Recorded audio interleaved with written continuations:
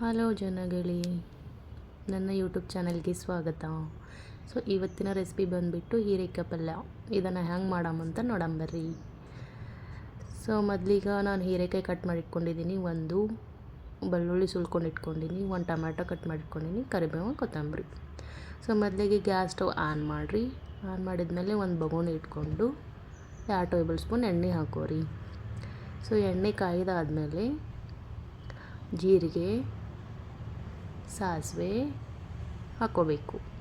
ಜೀರಿಗೆ ಸಾಸಿವೆ ಚಟಪಟ ಅಂದಮೇಲೆ ಜಜ್ಜಿ ಇಟ್ಕೊಂಡಿರೋ ಬೆಳ್ಳುಳ್ಳಿ ಹಾಕ್ಕೊತಾ ಇದ್ದೀನಿ. ಸೊ ಅದಾದಮೇಲೆ ಕರಿಬೇವು ಹಾಕ್ಕೊತಾ ಇದ್ದೀನಿ, ಒಂದು 4-5 ಎಲೆ. ಸೊ ಕರಿಬೇವು ಹಾಕ್ಕೊಂಡ್ಮೇಲೆ ಚೆನ್ನಾಗಿ ಕಟ್ ಮಾಡಿ ಇಟ್ಕೊಂಡಿರೋ ಒಂದು ಟೊಮ್ಯಾಟೊ, ರೆಡ್ ಟೊಮ್ಯಾಟೊ ಹಾಕ್ಕೊಂಡಿನಿ ರೀ. ಸೊ ಇದೆಲ್ಲ ಆದಮೇಲೆ ಚೆನ್ನಾಗಿ ಮಿಕ್ಸ್ ಮಾಡಿರಿ.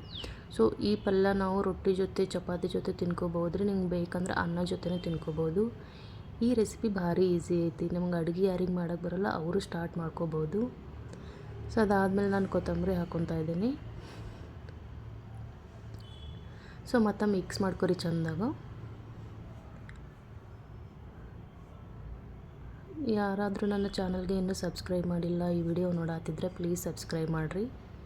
ಸೊ ಅದಾದಮೇಲೆ ಟೊಮ್ಯಾಟೊ ಸ್ವಲ್ಪ ಮೆತ್ತಗಾದ್ಮೇಲೆ ನಾನು 2 ಸಣ್ಣ ಚಮಚದಲ್ಲಿ ಉಪ್ಪು ಹಾಕ್ಕೊಂಡಿನಿ ರೀ. ಆಮೇಲೆ ಅರಿಶಿನ, ಆಮೇಲೆ ಮಸಾಲೆ ಖಾರ ಹಾಕ್ಕೋಬೇಕ್ರಿ. ಈ ಮಸಾಲೆ ಖಾರ ಹೋಮ್ ಮೇಡ್ ಐತಿ, ಅಂದ್ರೆ ಮನ್ಯಾಗ ಮಾಡಿರೋದು ಐತಿ. ಅದ್ರ ಸಲುವಾಗಿ ನಾನೇನು ಎಕ್ಸ್ಟ್ರಾ ಮಸಾಲೆ ಯೂಸ್ ಮಾಡೋದಿಲ್ಲ ಈ ಪಲ್ಯನಾಗ. ಸೊ ಇವಾಗ ಎಲ್ಲ 3 ಐಟಮ್ ಹಾಕೊಂಡ್ಮೇಲೆ ಚೆನ್ನಾಗಿ ಮಿಕ್ಸ್ ಮಾಡ್ಕೊರಿ. ಸೊ ನೋಡಿ, ಮಸಾಲೆ ಖಾರ ನಾನು ಜಾಸ್ತಿ ಎಣ್ಣೆ ಹಾಕಿಲ್ಲ ಅಂದರೂ ಟೊಮೆಟೊನಾಗ ಮಸಾಲೆ ಖಾರ ಹಾಕಿದ್ರೆ ಎಣ್ಣೆ ಹೆಂಗೆ ಬಿಡ್ತೈತೆ ನೋಡಿರಿ. ಸೊ ಅದಕ್ಕೆ ನಾನೇನು ಎಕ್ಸ್ಟ್ರಾ ಮಸಾಲೆ ಐಟಮ್ಸ್ ಯೂಸ್ ಮಾಡಿಲ್ಲ. ಸೊ ಅದಾದಮೇಲೆ ಕಟ್ ಮಾಡಿ ಇಟ್ಕೊಂಡಿರೋ ಹೀರೆಕಾಯಿ ಹಾಕ್ಕೊಂಡು ಚೆನ್ನಾಗಿ ಮಿಕ್ಸ್ ಮಾಡ್ಕೊಳ್ಳಿ.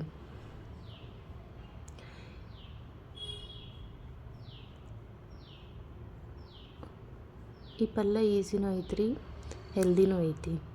ಓಕೆನಾ. ಸೊ ಇವಾಗ ಮಿಕ್ಸ್ ಮಾಡಿದಾದ್ಮೇಲೆ ಸ್ವಲ್ಪ ಪ್ಲೇಟ್ ಮುಚ್ಚಿಡ್ರಿ. ಸ್ವಲ್ಪ ನೀರು ಬಿಡುತ್ತಾನ, ಲೈಕ್ ಅದು ಮೆತ್ತಗಾಗುತ್ತಾ ನೋಡಿರಿ. ನಾನು ನೀರು ಹಾಕಿಲ್ಲ ಅನ್ನೋದ್ರೂ ಹಂಗೆ ನೀರು ಬಿಟ್ಟೈತಿ. ಸೊ ಇಷ್ಟಾದಮೇಲೆ ಚೆನ್ನಾಗಿ ಮಿಕ್ಸ್ ಮಾಡ್ಕೊಳ್ಳಿ.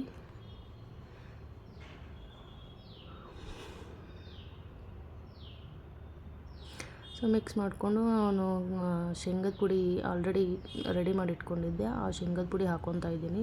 ನಿಮ್ಗೆ ಸ್ವಲ್ಪ ಗ್ರೇವಿ ಬೇಕಂದ್ರೆ ಪುಡಿ ಜಾಸ್ತಿ ಹಾಕೋರಿ. ಸೊ ಅದು ಅನ್ನ ಜೊತೆ ತಿನ್ಕೋಬೋದು ನಾವು. ಸೊ ಇದು ಹಾಕಿದ್ಮೇಲೆ ಮೇಲೆ ಸ್ವಲ್ಪ ನೀರು ಹಾಕಿ ಮಿಕ್ಸ್ ಮಾಡ್ಕೊರಿ ಚೆಂದಾಗ. ಸೊ ಪಲ್ಯ ಗ್ರೇವಿ ಆಗುತ್ತಾ, ಹೀಗಾಗಿ ನೀವು ಇದು ಅನ್ನ ಜೊತೆ ತಿನ್ಕೋಬೋದು. ಬಾಯ್.